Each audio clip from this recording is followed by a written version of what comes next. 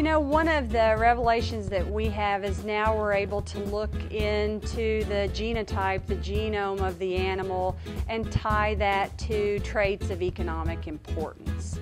And through these genomic prediction tools, we're able to learn more about young animals early on for performance traits, carcass traits, and traits that can be used in selection tools, make selection decisions back at the ranch, and help producers ultimately be more profitable. Well, when we talk about expected progeny differences, or EPDs, we know those are predictions of how future offspring of animals are expected to perform. They're used quite effectively in bull selection to make a directional change in traits that are of economic importance.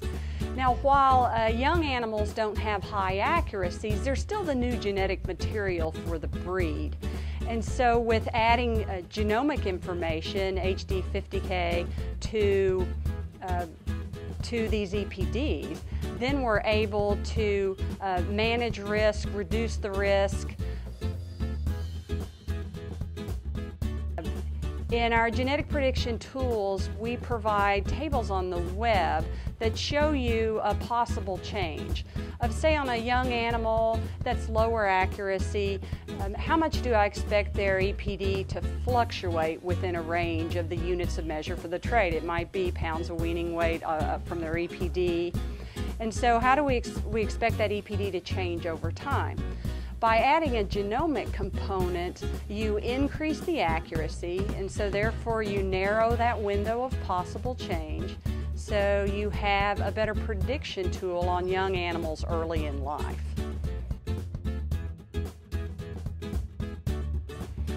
You know, we're going through a transition. We've already applied genomic predictions to our expected progeny differences for the American Angus Association EPDs.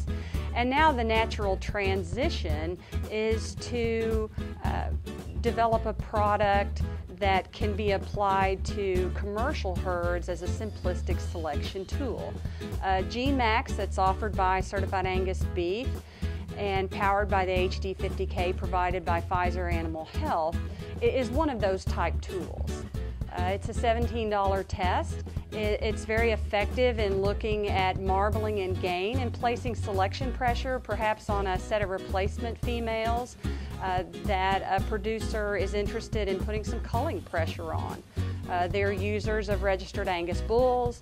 They probably have a high percentage Angus cow herd, and that's where that GeneMax test is most effective. But you're able to put some pressure on, say, a set of replacement heifers, and granted, we're not in our industry just focused on a couple of traits, but marbling and gain are two traits that, in terms of looking towards a CAB type product, producers are interested in, and this is a tool where they can capture some value along those lines.